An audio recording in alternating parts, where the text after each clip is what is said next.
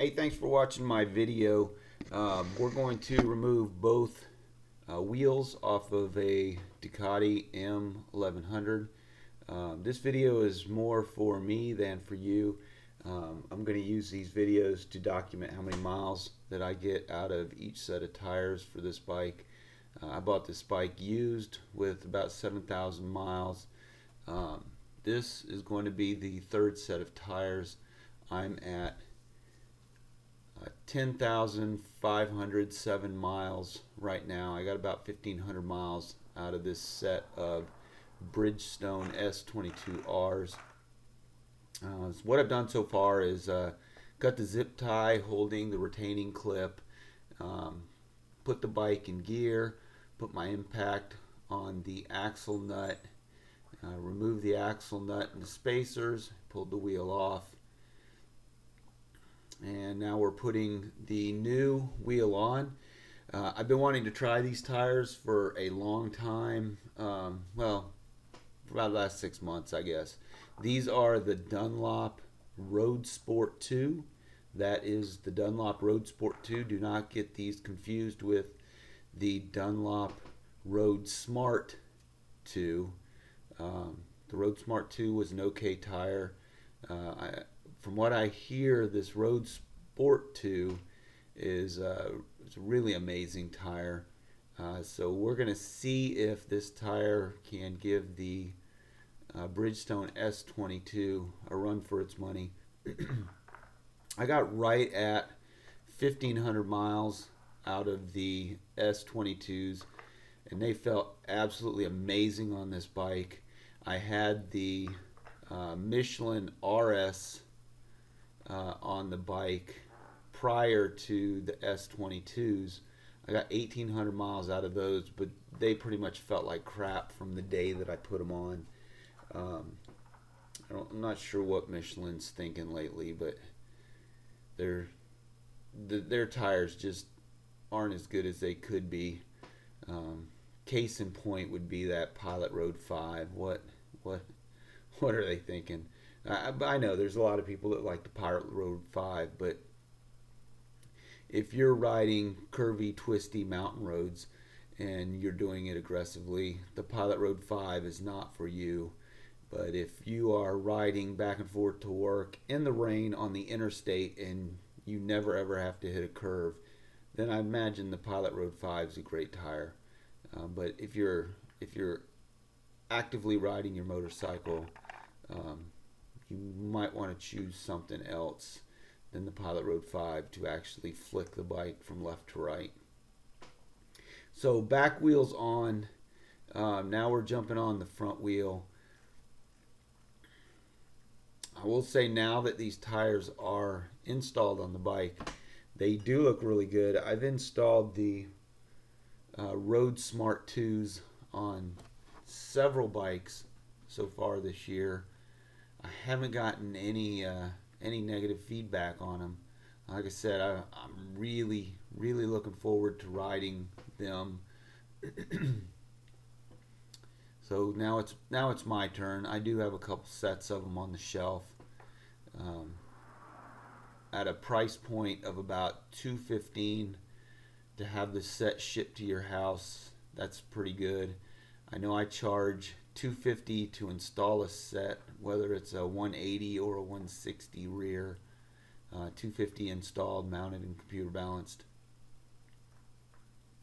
So I've got the right caliper off the bike right now.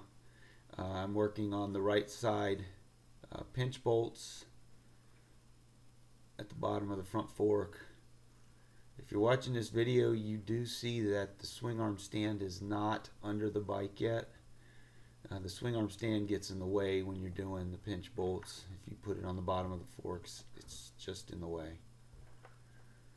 So over on the left side of the bike, now I'm going to loosen the front axle nut. Then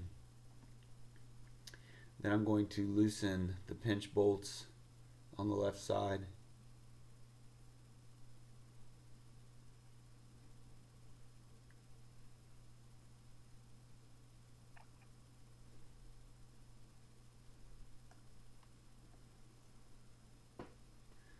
And now we're going to remove the caliper from the left side.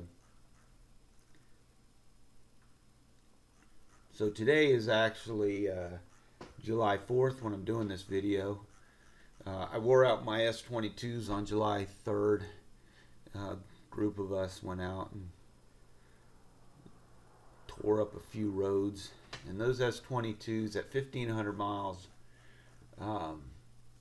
yeah, they were at the wear indicators when I got on the bike, and the wear indicators on the edges of the tires, not the wear indicators down the center. Our problem up here is the center of the tire still looks like brand new, but the edges are just done. And there's a reason why they put the wear indicators on there. There's not a lot of rubber between you and the road once you hit your wear indicators. So the bike was pogoing around. It was not a fun ride yesterday. Going through the turns, the bike was just bouncing around. It was slipping at full lean angle. The bike was slipping across the pavement. Kind of an unnerving feeling. If you've ever had the back end of the bike slide out from underneath you when you're going through a turn, you know what I'm talking about. So it's always a good idea to change your tires out. Don't get that one more ride out of a set of tires. When tires only cost you a couple $100, it's better to replace the tires and get a new set of tires on there than replace the motorcycle because you wadded it up and threw it in a guardrail. So after we've got the front wheel off, now the front wheel's going back on. What I always tell you in my videos, when you're putting the bike back together, put yourself a light coat of grease on that axle. It makes the axle a lot easier to come out next time. For me, really, next time's only a month and a half, 1,500 miles. The grease I am using is Lubrimatic marine grease. Remember, you're not lubing anything. You're just protecting it from dirt, debris, road grime, water. Your bearings, your wheel turns on the bearings, not on the axle. So, you know. Now I'm putting marine grease on the bearing seal. This is just going to help the seal keep water and grime out of the inside of the wheel. Doing it over to the right side of the bike. Same thing, just a little bit of grease, put your seal in, and you're ready to lift this wheel up and put the axle through.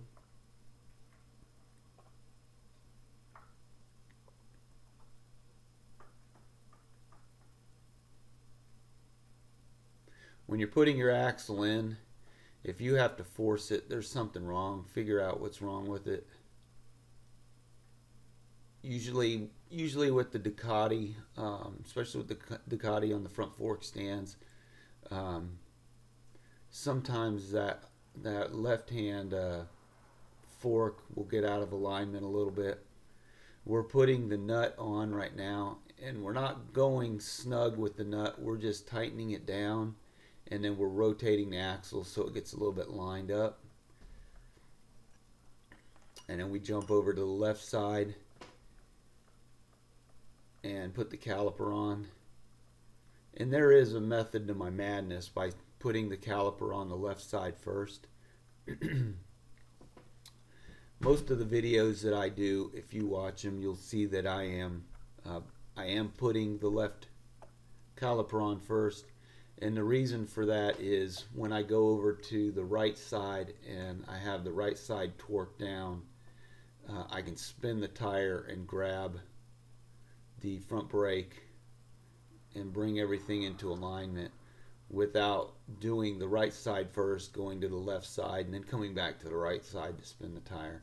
So it saves me a few seconds in putting the bike back together.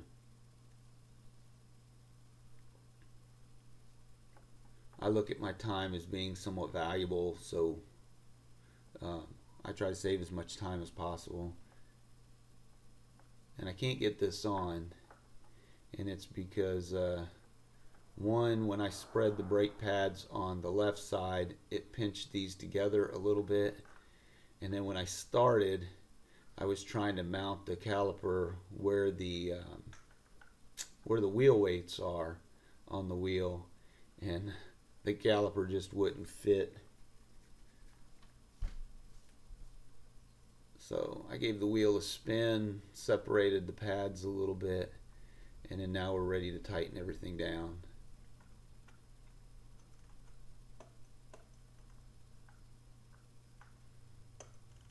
Also, if you're watching this video, I'm going to say I've already done 2 for this bike, changing the tires. This is the 3rd one, changing the tires. And I'm going to keep documenting every time I do tires on this bike.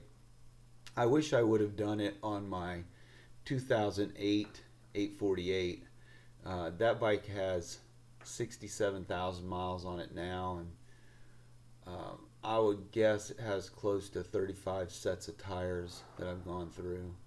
So what I did right there, just to back up a little bit, once your brake calipers are torqued down, your axle is still loose in the bike.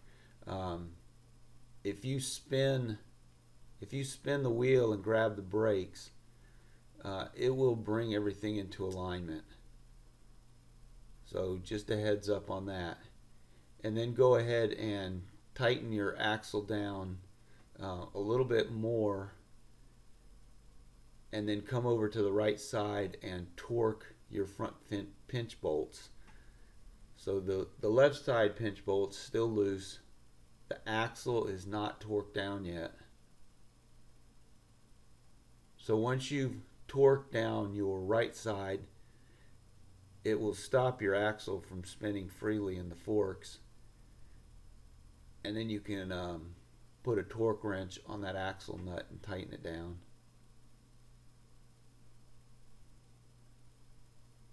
So if any of you are watching this video and you've been waiting for me to give torque specs on this Monster 1100, it's not going to happen. I don't give torque specs in my videos. If somebody wants to post in the comments what the torque specs are, I won't remove them. But I'm not going to give you torque specs. So now we're torquing down that axle nut.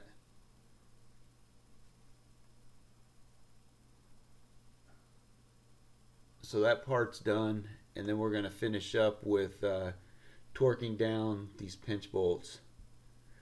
And thank you for watching my video. Again, this video is a 2009 Ducati M1100. The bike currently has 10,507 miles on it. Last set of tires, I got 1,500 miles on them. It was right at 9,000 when I changed the tires out last time. Thanks for watching. Hope it helped you a little bit.